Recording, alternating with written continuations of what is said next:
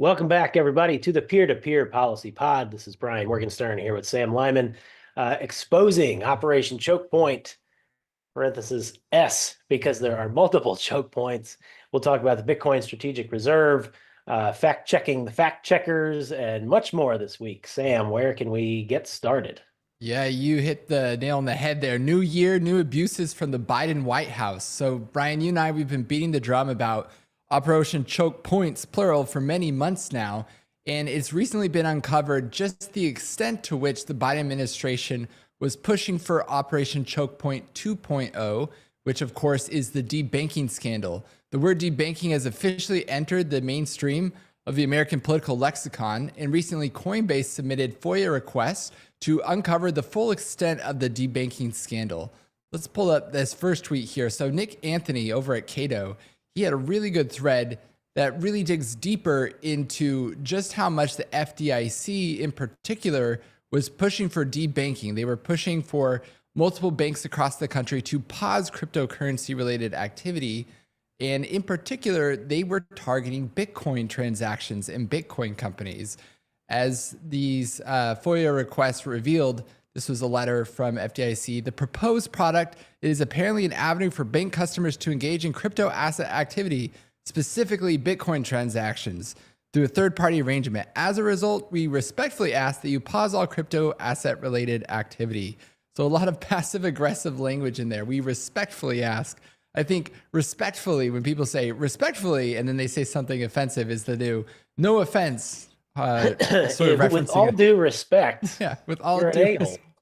yeah, exactly. Respectfully, we ask that you pause all crypto activity. There's very little respect for the industry coming from the FDIC. So, Brian, this is something we've been talking about for a long time. In another tweet, Nick Carter, if you'd pull that one up, Dylan, lists 25 different letters from the FDIC and what they were targeting in particular.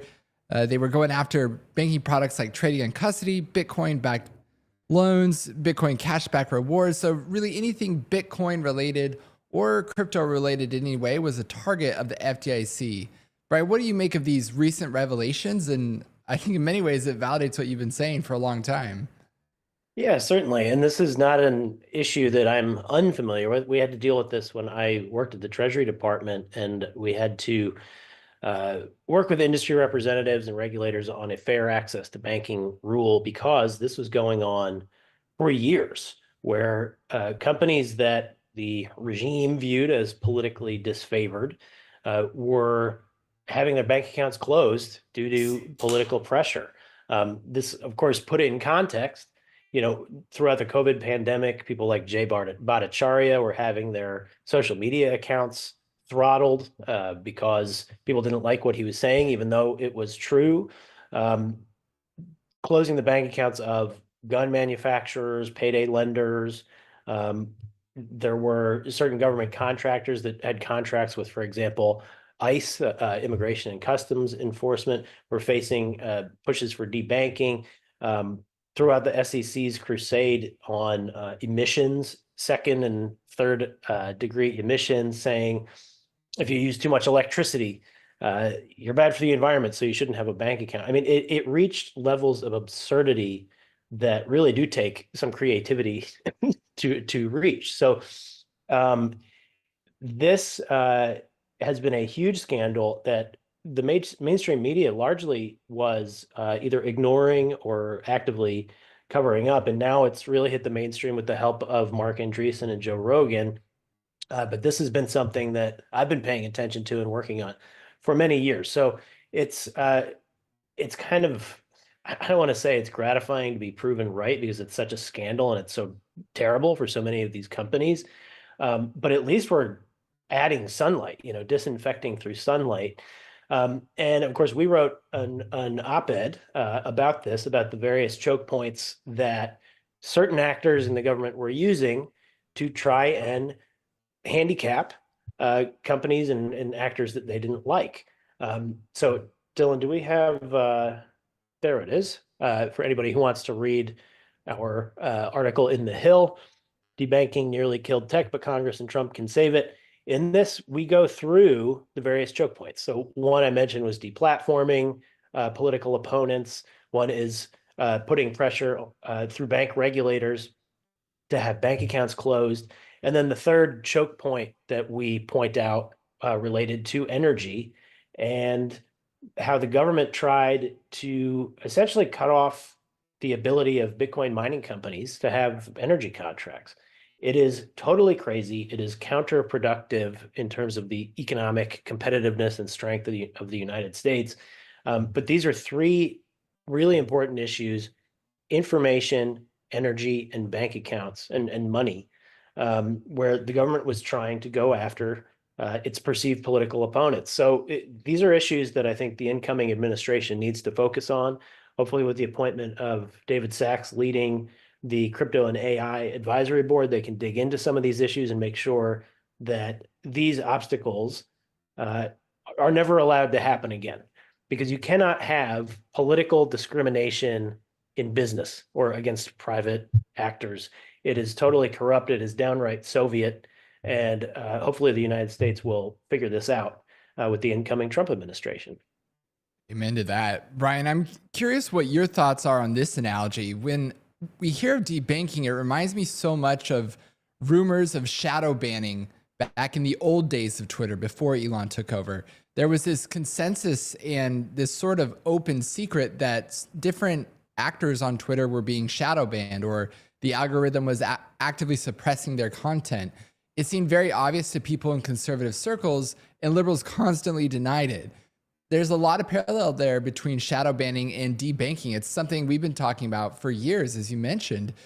And only now is it coming to light that this was a very much coordinated effort from the federal government to remove banking services from crypto companies and other disfavored businesses. So as with Twitter, we had the Twitter files, which revealed just how deep the rabbit hole went when it came to shadow banning, when it came to the suppression of conservative voices. Do you think it should be a priority of the Trump administration to have something akin to the Twitter files? Let's call it the debanking files or the FDIC files. Do you think that we've just scratched the tip of the iceberg here, or do you think this is pretty much as bad as it gets and we won't see more than this? No, I think there's going to be further investigation of this. French Hill is the congressman who's soon to be the chairman of the House Financial Services Committee. He's already said that he wants to do an investigation into these issues. And I think we are going to find out more information, sort of parallel or akin to the Twitter files. And I think we're going to find a couple of things. I mean, one, through these lawsuits, Coinbase and others who have done yeoman's work have revealed that debanking was in fact happening, that they were targeting Bitcoin transactions, among other things. I think when they dig deeper, they will find more, I think they'll find evidence of corruption, of actual political discrimination. Though I'm sure there are certain people that are in the federal government at various regulatory agencies who were a little sloppy and explicit in the fact that they wanted to engage in political discrimination. And you may also find some, frankly, stupidity and some regulators who are not forward thinking, who just don't really get Bitcoin or crypto. And so they just didn't see the value of it, focusing on use cases and saying, well, what is it? What's the point of this anyway? Which is really just lazy and stupid. So I think we're going to find probably a little bit of both, some actual evidence of corruption, a little bit of which we've already seen. I think we'll see more. And I think we'll also combine that with just some ignorance that's really going to be startling, because the government shouldn't be in the business of deciding what has value and what doesn't. That should be for the market to decide. But we're going to find people who think that they are smarter than the private sector, or that they're holier than thou. And I think you need that kind of sunlight disinfectant to, frankly, shame people who have been bad actors, to make sure that people don't want to repeat those mistakes in the future. So I think these investigations are necessary, and they will be very helpful for kind of right-sizing the power of the federal government and ensuring that private industry can thrive in the U.S. And you mentioned right-sizing the power of the federal government. In our op-ed, we talk about the way that the federal government intervened to pick winners and losers in the private sector, which is one of the very definitions of fascism, the fusion of the state and corporations. And so we saw that most clearly in a Mark Andreessen clip recently, where he talks about a meeting he had with White House officials in which they told him that it's futile to do AI startups because the government plans to pick a few winners and losers in the AI space, and if needs be, to control it even further by banning entire fields of math. That just shows the severity of the censoriousness of the Biden administration. They were no holds barred. They were willing to ban math. They were willing to ban energy access. They were willing to ban our ability to receive information, to get banking services. In retrospect, no matter the nice, kind, gentlemanly facade that the Biden administration had, it was one of the most abusive presidential administrations in recent memory. And so, Brian, in our op-ed, we talk a lot about just how much the Biden administration sought to censor and cut off access to critical services for industries like ours. And you mentioned that we really need to investigate just how much the administration was doing to hurt us and to hurt other industries as well. But beyond just uncovering the abuses of this past administration, what are some of the to-do list items that David Sacks should look to on day one to get AI and crypto companies back on their feet? Well, there's a few things. I mean, for starters, energy is going to be the key to economic success in the future because AI and crypto are just two examples of how the US can lead the way and continue to be an economic powerhouse if our government allows it to do that. So, for example, we sued the administration and the Energy Department when it tried to create a Bitcoin miner registry and come after our energy contracts. I think the new administration should turn that on its head. I think it should use an office in the Energy Department for critical and emerging tech to really pair up energy producers and some of these new businesses in the economy of the future to show how Bitcoin miners, for example, can help monetize energy faster and get new energy projects off the ground. Because as President Trump frequently says, we need to dramatically increase the amount of electricity this country produces. Now, he promised at the Bitcoin conference that we're going to have so much electricity, we'll be saying, please, sir, no more electricity. We already have enough. I hope that's true. It's going to be a big project to get American energy where we need it to be so that these businesses can thrive. I think that is a very, very important one. Fair access to banking to address the debanking scandal. Now, there was a rule that the OCC, the Office of the Comptroller of the Currency, it's one of the three main prudential regulators, the bank regulators, the Fed, the OCC, and the FDIC. They had all put out a joint statement under the Biden administration saying that digital asset businesses caused problems for the safety and soundness of the financial system with really no evidence, nothing to back it up. But that scared financial institutions into cutting off bank accounts. That's just one piece of the debanking scandal. So I think reinstituting a fair access to banking rule, there's something that can be done by legislation. There's been discussions on the Hill of a Safer Banking Act that often applies to, for example, cannabis businesses, where if they're not allowed to have a bank account, then they're doing business in cash, and that is in totally only cash, which you don't want businesses with sacks full of millions of dollars. It makes them open to robberies and theft, and makes the financial transactions less transparent, actually, to a fault. So I think that there could be legislation in addition to a rulemaking on that.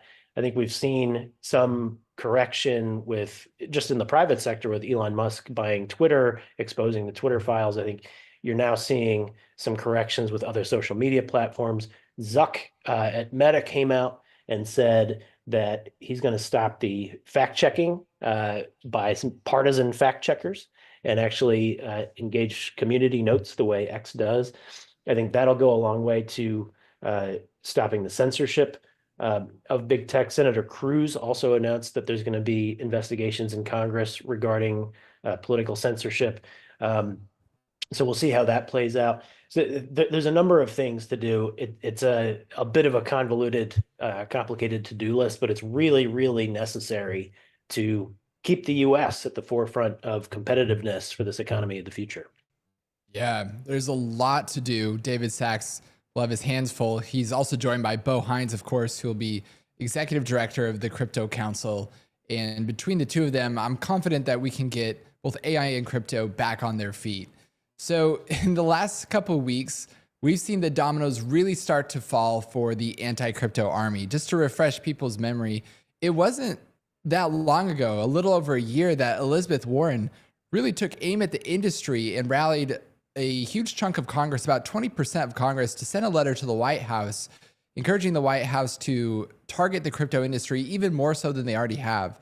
But fortunes have shifted so significantly in the last year that we're about to welcome the most pro-crypto president, perhaps really the first pro-crypto president in American history, with the inauguration of Donald Trump. And a lot of people in the current Biden administration are reading the tea leaves, recognizing that they won't be welcome in the next administration. And so they are resigning en masse. So of course we had Marty Greenberg, the head of the FDIC, who orchestrated that hit against crypto with Operation Choke Point 2.0 and debanking. He actually resigned a few months ago after it was exposed that he'd created a toxic workplace at the FDIC. So I think the corruption there goes deep.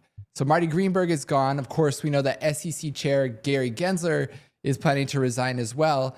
And even better news, we know that Michael Barr, the vice chair for supervision at the Fed, has also announced his resignation. Ellie Terra over at Fox News, she has the scoop on that one. And so he is a Warren acolyte, Michael Barr. And this was news that was received with huge applause in the crypto industry and among Bitcoin holders across the country. Brian, can you unpack this one for us? Why is the resignation of Michael Barr so significant? He was largely viewed as sort of an anti-crypto actor, wanted to, I'll use big air quotes, protect banks that he supervised from the dangers of the digital asset industry. So he really was discriminatory against legal businesses. The statement I mentioned was jointly put out by the OCC, the Fed, the supervisory arm of the Fed, which Michael Barr led, and the FDIC with Marty Gruenberg. Now, Gruenberg was part of Operation Choke Point 1.0 during the Obama administration, where they went after legal businesses. They continued that and kind of expanded the scope to crypto or Bitcoin businesses during the Biden administration. So Gruenberg out is great.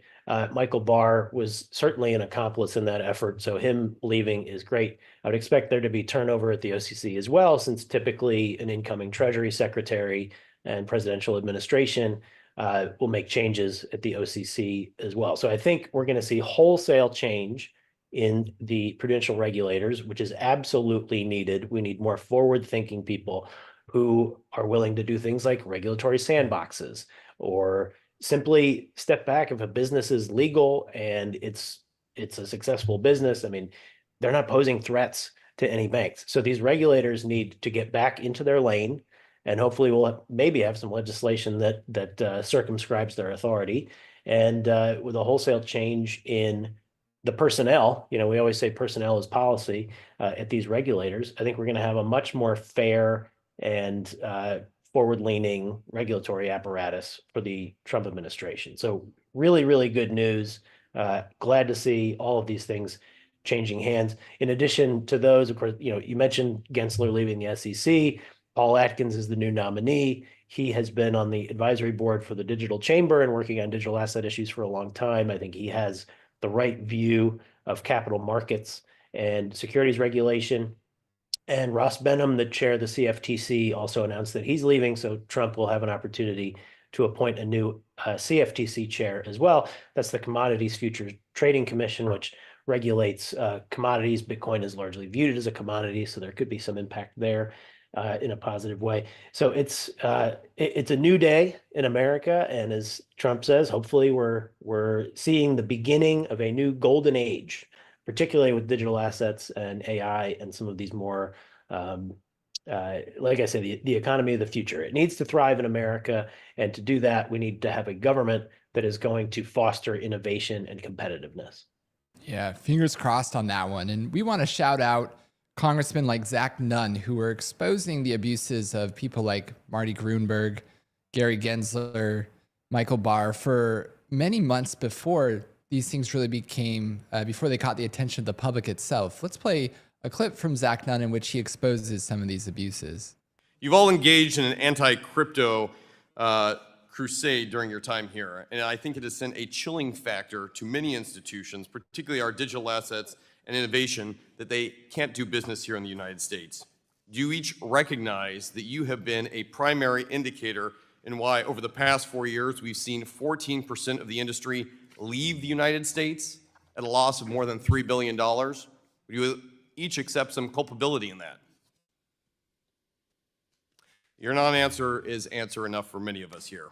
The next generation of fintech may very well be in Singapore or the United Kingdom because you have helped make the United States a second-tier place for digital assets and innovation to find home, and that is disappointing. It's good stuff. Congressman Nunn, not mincing words there, holding all those regulators to account. And Brian, as you mentioned, all those regulators are gone. They're out, which is great news.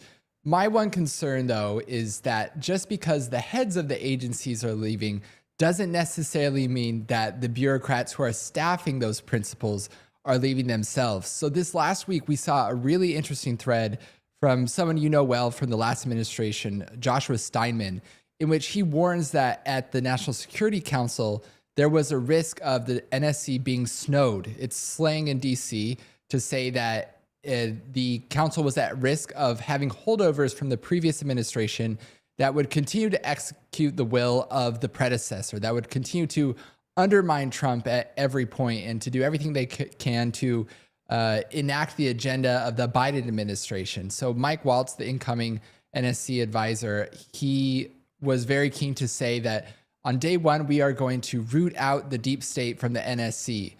I think a lot of those financial regulatory agencies, they run the same risk. We have Grunberg leaving, Gensler leaving, Michael Barr leaving as vice chair of supervision for the Fed. But at the same time, those could be symbolic exits. My worry is that there could be regulators still at those agencies that will continue to push for, in subtle ways, regulations that hurt the cryptocurrency industry. Brian, I'm curious, are you worried about that as well? And if so, how can we prevent that from happening? Yeah, it's a good question. I mean, and with respect to the NSC, one of the famous examples of sort of the deep state was, Vindman at the NSC being a detailee, ended up, leaking the transcript of the call with the president of Ukraine, which led to an impeachment. It was absolute insubordination and leaking classified information like a call with a foreign leader. I mean, he was in the military at the time. He should be court-martialed for that. And instead, he was held up as a hero by the media. I think the environment's a little different now, in that the media has less power to prop up bureaucrats and put them on the same level as a cabinet secretary and saying, well, the department says that the secretary can't do what the secretary wants to do, and therefore it's corruption or something. I mean, there were leaks and stories like that constantly in the first Trump administration.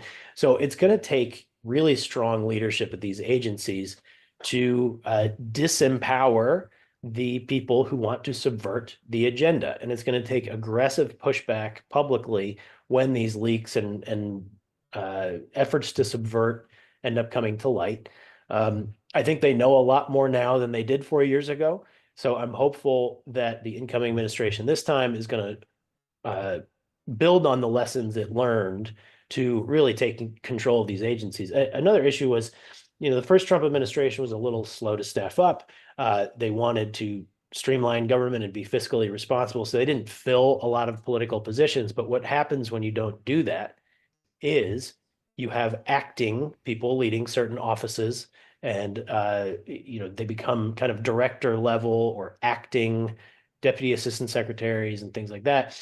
And so they end up just kind of running amok if they don't have any politically accountable supervision. So I think this time around, President Trump hopefully will fill all the political slots so that in some offices, the order is going to be pencils down. Stop working on what you've been working on because it's going to hurt competition for the United States. So I think that hopefully we're in a new day now where they can build on the lessons of the last administration and actually keep the bureaucrats in check. And, we'll see what DOJ has to do about slimming down the federal government. I think that RFK Jr. and others have said, well, if there are people in positions who are perhaps difficult to fire because of civil service rules or other things, the one thing that Democrats do quite effectively that Republicans seldom do is to tell people, well, all right, you can stay in your position because I can't really fire you, but your new position has been relocated to Siberia if you really want to keep your job. So, making life difficult for some of these holdovers is going to be a necessity. And again, it's something that other administrations have done. It's just Republicans haven't really wised to the game quite yet, but I'm hopeful that they will this time around, because a democratically elected president should be able to execute his agenda. That's not a partisan statement. That is really just a democratic, philosophical, policy-oriented statement. If you won the election, you should be able to have your appointees. You should be able to implement your agenda. So hopefully the new Trump administration will really seize control of the government and make sure that its policies are put in place, and that any efforts to subvert that effort or that to subvert the president's agenda will be rooted out forthwith, and they can really hit the ground running. Yeah, you mentioned making life difficult for some of these employees, metaphorically sending them to Siberia, to the gulag, right? So I think what the irony, and something that shows just how plush and cushy our federal employees have it, is that one of the ways to make life difficult for them is by merely requiring them to come into work. A study recently showed that I think less than 5% of the federal workforce is actually going into work in DC every day. After COVID, remote work became so popular among our federal bureaucrats that many of them seized on that opportunity. And even after COVID, DC still isn't the same. There's not the same vibrancy there that there used to be, in large part because federal employees aren't even coming into work. And in the private sector, one of the ways to cull the workforce or to root out underperforming workers is to simply require them to come into work again. I think DOGE will be really effective in just mandating that federal employees return to work, return to office. We'll see how many of these federal bureaucrats that alone roots out. Will be really interesting to see over the coming months. And Brian, I'm hopeful as well that we will be able to get to the bottom of this, both in exposing the corruption of Operation Choke Points, as well as ensuring that these things don't happen again. And so, as you also mentioned, it feels like a new age of government. It's also a new age of Bitcoin. It seems like Bitcoin has entered the mainstream in a global sense. You're starting to see countries outside the United States wake up to the importance of Bitcoin as a digital commodity. One of those countries that comes to mind first is Ethiopia. So this was breaking news that we saw revealed on Twitter this last week. Ethiopia, in the last 10 months, has actually mined $55 million in Bitcoin. Dylan, if you could pull up that tweet, I want to talk for a second about how Ethiopia and other countries in Africa are recognizing that Bitcoin is actually a way to bootstrap electrification, to bootstrap the ability to get power to areas that otherwise wouldn't have it. So not many people know that 43% of Africa's population, or about 600 million people, don't have access to electricity. That boggles the mind when you really think about it. That's hundreds of millions of people who can't turn on the lights like you and I can every day. But Bitcoin is actually solving this problem because it's making it economically viable for new energy projects to scale up and distribute power to places that otherwise wouldn't have it. Why is that? It's because Bitcoin solves the problem of stranded energy. That is energy that wouldn't be used otherwise. So a lot of these grids have difficulties making an economically viable business model because people don't need power that often. They really only need it early in the morning and at night. And unless you can have a constant power demand, it's hard for these power grids to get off the ground. But Bitcoin makes that possible because during those times of the day or hours of the night when people don't need electricity, the Bitcoin network always needs electricity. So Ethiopia is waking up to this. They're monetizing the Bitcoin network in really unique and novel ways that other countries, I believe, will follow that example, and it will lead to the electrification of Africa itself. Another really interesting example, interestingly, is out of Europe. Europe seems to be the regulator in chief of the world. If the United States historically has been the world's policeman, then Europe is the world's hall monitor.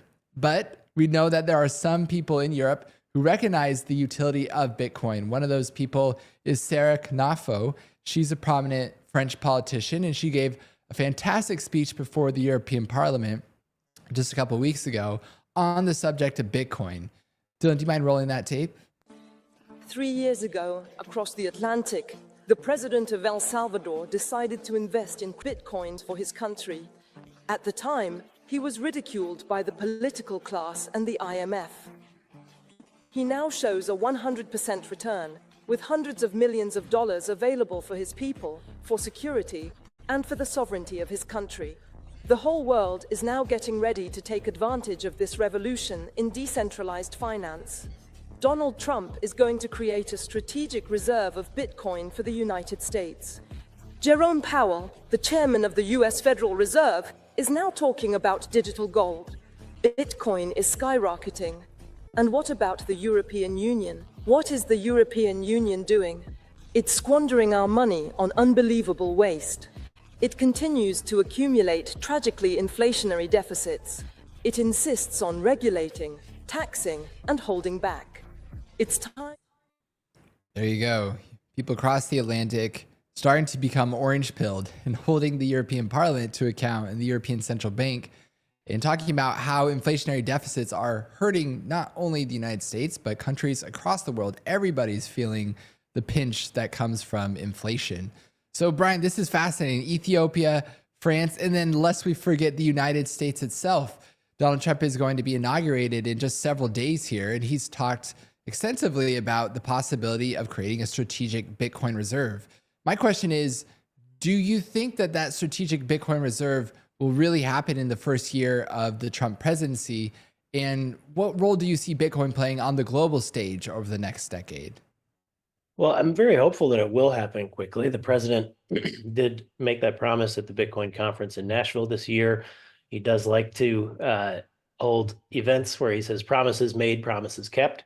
So I am very, very optimistic that it remains on the agenda and that it's going to happen. I think Bitcoin's so important because it is a capped supply. There will only be 21 million Bitcoin. It is similar to gold in several respects because it is a commodity. It is sort of the digital version of a precious metal, and it can be a hedge against inflation, particularly when the issue here is governments deficit spending and printing money they don't have, which then every new dollar devalues existing dollars and decreases the spending power of its population. So if the United States and other countries have these strategic Bitcoin reserves, it's going to do a couple of things. One, it's really going to strengthen the ideals of Bitcoin, of hard money, and it's going to present this sort of not a competition necessarily to the dollar, but a way to strengthen the dollar because the U.S. will have this hard asset that's going to appreciate, and it's going to present a stark contrast with the way the dollar and other currencies have been managed. And I think that's going to create a really helpful dichotomy that will hopefully lead to more fiscal and monetary responsibility. We've seen other foreign leaders, including, the world's villain, Vladimir Putin, saying he can't control Bitcoin and these digital assets and new technologies are things that people really need to embrace. Now, I didn't have agreeing with Putin on anything on my bingo card, but he seems to understand it better than certain US politicians, which is really saying something. So I think with that revelation, you may see BRICS countries pursuing Bitcoin strategies, and that really does put more pressure on the US to pursue it, because if the US wants to have a competitive landscape and a competitive position in world monetary policy, I think it should get into the business of a Bitcoin strategic reserve. And I think it should foster more Bitcoin mining in the United States. Bitcoin mining not only is the process where new Bitcoin are entered into circulation, it's also the process that verifies transactions on the network. And so I think that in order for the US to have influence in this new ecosystem in the economy of the future, it needs to be involved in holding Bitcoin and mining Bitcoin. And I think President Trump recognizes that. You just showed a politician who explained it very eloquently in Europe. And again, even our adversaries seem to be waking up to this new reality. So I think it's going to make the world better, more stable, hopefully less inflationary. And that's going to be good for humanity, for Americans and Europeans and Asians and Africans and everyone alike. It's going to make the world, hopefully, a more stable and economically free and secure place. Yeah, I believe the same. And there are a lot of people out there, critics of the strategic Bitcoin reserve, who say that accumulating Bitcoin signals a loss of faith in the US dollar. It's something that will ultimately weaken the US dollar. I strongly disagree with that. By that same logic, we shouldn't hold gold as a reserve asset either. But everyone knows that gold ultimately strengthens people's confidence in the US economy and by extension in the US dollar. And so I see Bitcoin as being digital gold, the next evolution of a store of value. And so there's a lot of critics out there, especially recently, who have levied that critique of the Bitcoin reserve. My response is that if gold is beneficial for the United States to hold, then Bitcoin is as well. So let's hope that that goes forward. There's been fears this last week that the Biden administration will sell all of the remaining Bitcoin that the US government holds before Trump can even take office. If they've shown anything, it's that they're willing to undermine him at every turn. Let's hope that that doesn't go forward, though. And if it does happen, that the Biden administration does sell all the Bitcoin, well, maybe that just provides Donald Trump with greater incentive to start buying Bitcoin to put on the country's balance sheet. I think he is serious about this. And let's hope that within the first year of his presidency, we see some real action along the lines of a strategic Bitcoin reserve. Well, I think we will, and states are getting into it as well. Of course, we spoke on this very podcast with Giovanni Carpiglione, a representative in Texas, who has filed a bill for this next session to create a state strategic Bitcoin reserve. It seems to be gaining some bipartisan traction. We hope and believe the statewide elected officials, the governor included, are enthusiastic about that. We'll see how the session shakes out. It's just getting started, I think, next week.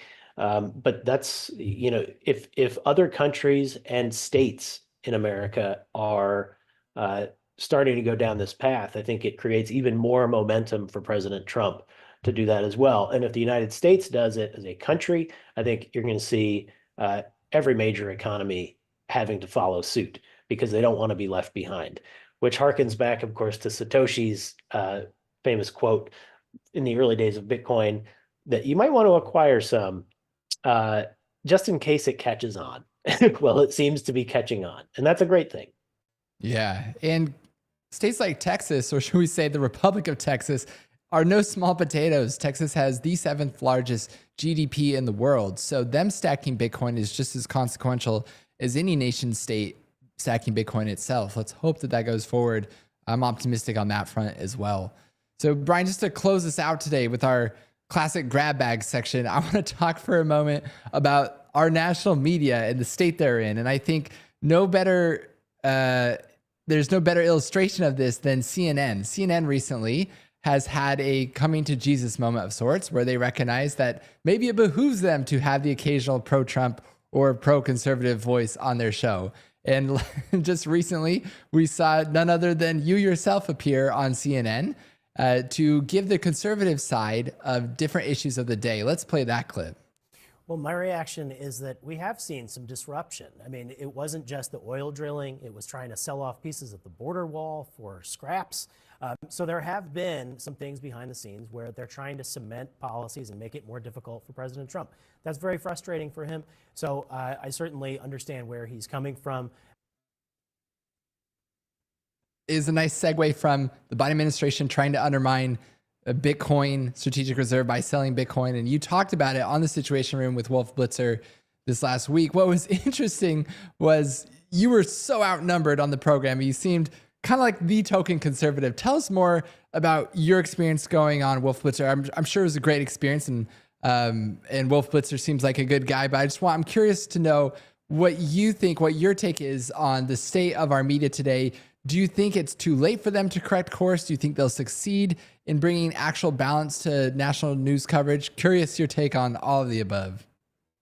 Sure. So it is a positive step. I want to give credit where it's due that they're highlighting people like Scott Jennings, who frequently gives a conservative perspective and gets a lot of traction on social media. They invited me on the show to give the Trump perspective on a variety of issues.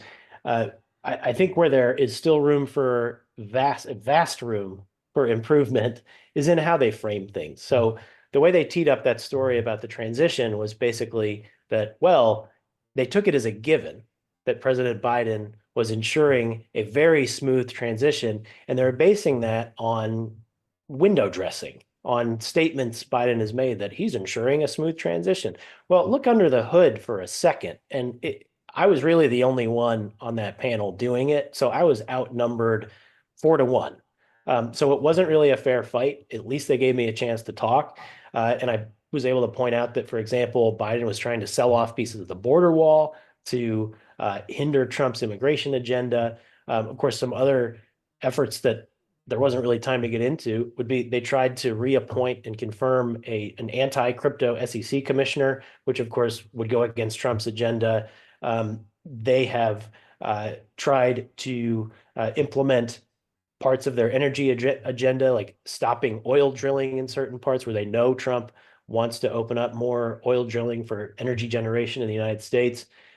There are numerous points here where the Biden administration has been trying to cement their policies and making it hard for Trump to change course when he takes office. So it really hasn't been ensuring a smooth transition at all. It has been the opposite of it, but for the window dressing that I referenced. Further in that panel, they really were just obsessed with January 6th because that was the day that I was on, and Congress had confirmed Trump's electoral victory, and all they wanted to talk about was January 6th 4 years ago. And when I tried to point out the fact that, well, political violence is bad. Not everybody at the Capitol on J6 was violent or a bad actor. Some people were invited in, some people were just confused, and yet the Justice Department did the most resource intensive investigative process in the agency's history, arguably, to go after people who were at the Capitol peacefully protesting on January 6th. I pointed out, if there are some people there who assaulted police officers, there should be consequences for that. But not everybody there was. And yet thousands of people had their lives ruined with subpoenas, with indictments, with prosecutions. And so they were expressing horror at the idea that Trump would use his pardon power or his commutation power to look at those cases and figure out who was treated unfairly. And I pointed out the contrast of when I was in the White House and there were BLM and Antifa protests all over the country for months, people burning down courthouses, burning down federal buildings, assaulting and even murdering police officers. Those people, it seems like they were treated less harshly than some trespassers on January 6th. So if we're going to have a system of justice that works, that has trust from everyone, you have to have fairness, and you can't have political persecutions. And so I was saying that, if Trump does decide to commute or pardon some people involved with J6, that is an appropriate use of his power to make sure that people are being treated fairly and on par with other similarly situated defendants. And that was met with people interrupting me, shouting over me, going berserk. So, like I said, it wasn't a fair fight. It's a good step that they are inviting some voices on there that will contradict their narratives. But the way they frame stories is still incredibly biased and incredibly, they stack the deck still to this day, which of course explains why ratings are an issue. And the network has been doing some layoffs and looking at sort of retargeting the way they cover politics. So good step. There's still room for improvement. It was quite an experience. But related to that, Dylan, I wanted to, for the grab bag, I wanted to bring up a tweet that I was dying laughing. This is the New York Times. It is a real headline saying Meta says fact checkers were the problem. Fact checkers ruled that false. And Kyle Mann from the Babylon Bee, of course, hilariously tweeted, "I'd like to offer whoever wrote this headline at the New York Times a job at the Babylon Bee because the lack of self-awareness is breathtaking." Meta announced earlier this week that it is going to stop the fact-checking apparatus that it's using. It's going to shift moderators from California to Texas to try to get rid of some of the bias on the platform. It's going to use community notes the way X does so that Vox Populi, the voice of the people, can help to suss out the actual truth. I think that's a very good thing because I wanted to go down a little bit of memory lane with fact checkers. And I just did a quick Google search and came up with some of the greatest, worst fact checks out there just in recent memory, just very recent memory. We had the Washington Post's Glenn Kessler, famous for his Pinocchio rating system, declared the COVID lab leak theory fringe and said that Ted Cruz was against facts and science Oh my for gosh. declaring that COVID may have come from a lab when we all know now that it is a highly likely scenario to have occurred. He gave 3 Pinocchios, Glenn Kessler did, to a Trump super PAC that pointed out Kamala Harris raised money for rioters during the 2020 Summer of Love BLM Antifa riots. And there's a tweet that's still up there from Kamala Harris in 2020, putting up the link to donate to bail people out of jail. So that was ridiculous. PolitiFact tried to fact check the Babylon Bee Oh for my a word. joke when Pete Buttigieg had given that bizarre press conference, the Secretary of Transportation, talking about racist bridges.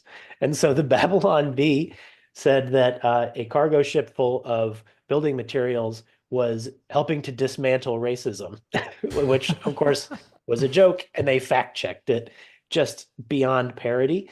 Snopes, one of the venerated fact checkers of our day, claimed that Joe Biden, when he visited an industrial site, the criticism of him of Biden was that he didn't know how to wear a hard hat because he put it on backwards.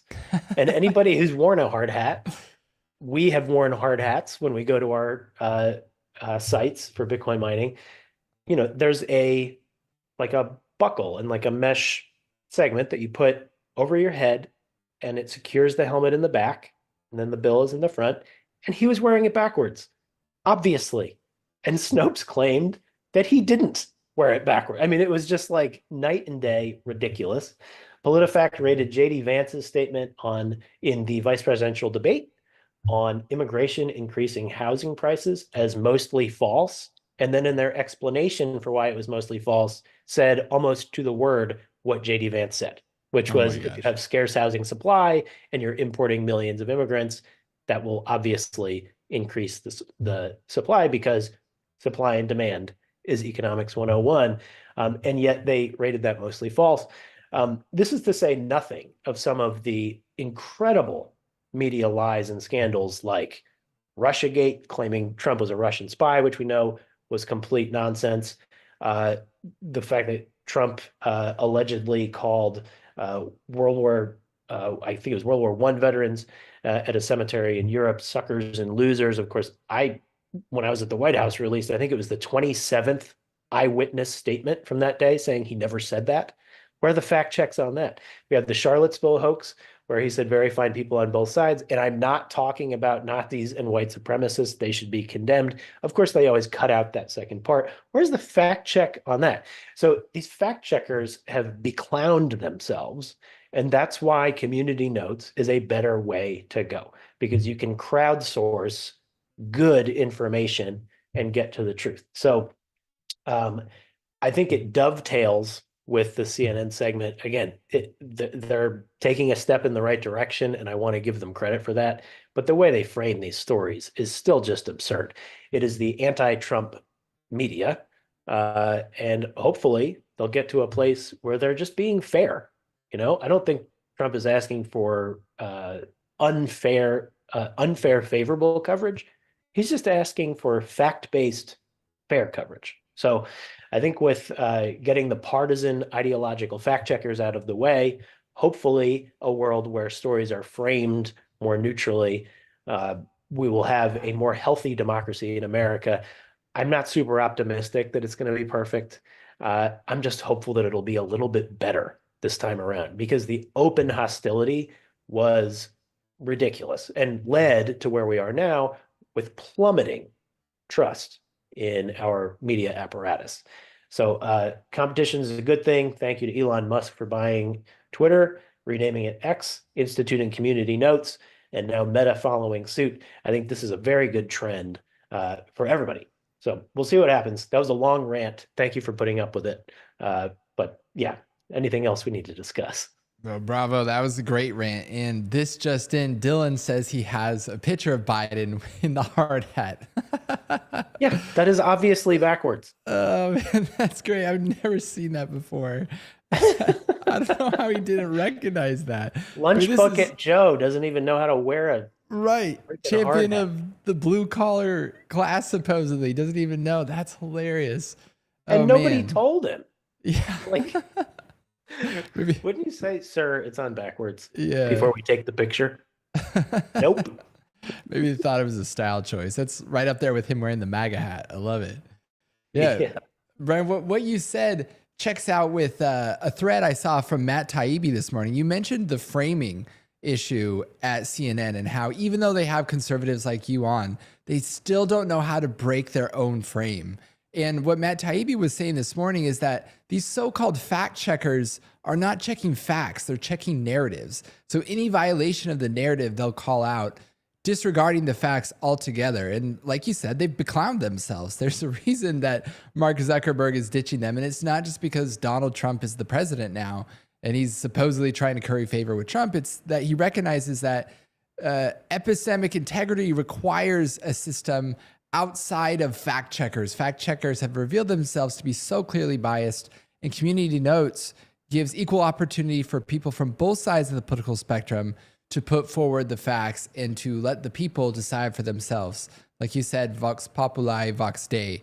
So I too am very optimistic about not only the future of our country, but the future of media. The old legacy media either has to reform themselves or die because they can't compete with the global crowdsourced hive mind that is social media today, that is Twitter, or I guess X as we call it now. You just can't keep up with this, and you need to find new ways of innovating, new ways of verifying facts that break us away from the secular clerisy that legacy media has become. These are and have been the gatekeepers of supposed truth, the gatekeepers of what information we're allowed to see. That business model does not work anymore. I think we're in a media age right now that is parallel to the Reformation in Christianity, where you no longer, during the Reformation, it wasn't that Rome had a monopoly over what people could learn, what they could read, and what they could perceive as truth. Because of the printing press,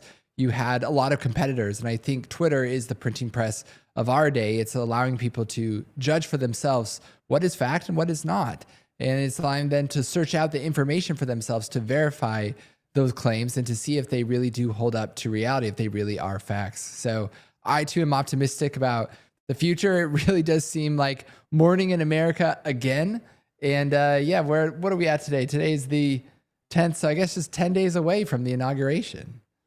Yeah, and just picking up on that, a few examples of the kind of framing we're talking about, and all it takes from media actors is to think a step or two down the road.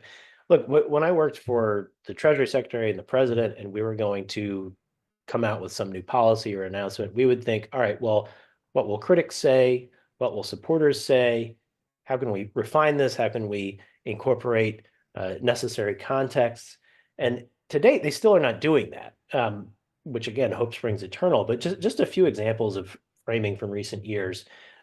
During COVID, I recall doing a presser with Scott Atlas at the White House and others, talking about Jay Bhattacharya's Great Barrington Declaration, which basically said the lockdowns that are putting people out of work, that are preventing people from going to the doctor, that are keeping kids from socializing, there are all these ancillary costs, which could be worse than potentially getting COVID. And that was, Trump's point when he kept saying the cure can't be worse than the disease.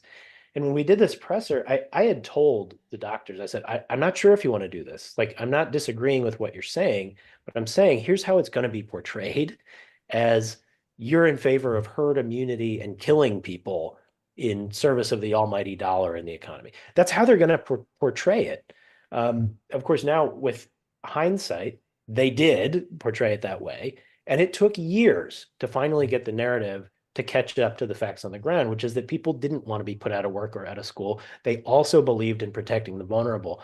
But the framing, which I knew was going to be so hostile, in fact was, and it took years to correct. Another is, on that CNN panel, when I talked about the Summer of Love and the protests and people being treated disproportionately, one of my fellow panelists jumped right in and said, well, BLM was protesting for racial justice, which ... Think about what was happening at that time.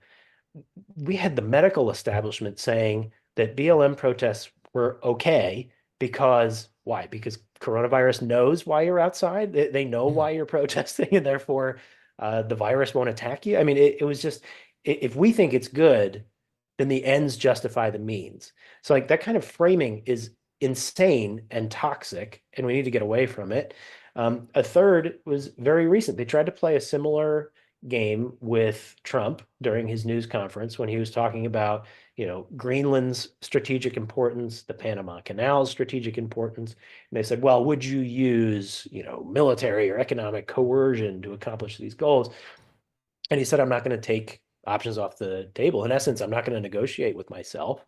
I don't think anyone actually expects Trump to invade Greenland or invade Panama, but he has negotiating tools at his disposal. But we know why they wanted to do that, because they wanted to frame it as Trump is unhinged and he's the bad guy, and he's attacking our allies. It really, when he's advancing the interests of the United States, and good for him, he didn't take the bait. He knew what was going to come next, and he did it anyway, because I think he knows now that people have had their eyes opened to these games, these framing games that the media plays.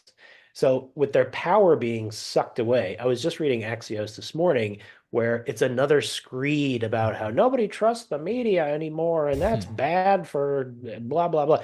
The media has earned every ounce of distrust that it has received. It has a chance to rehabilitate itself. There are hopefully more and more journalists who will see a path to a viable career by being more honest.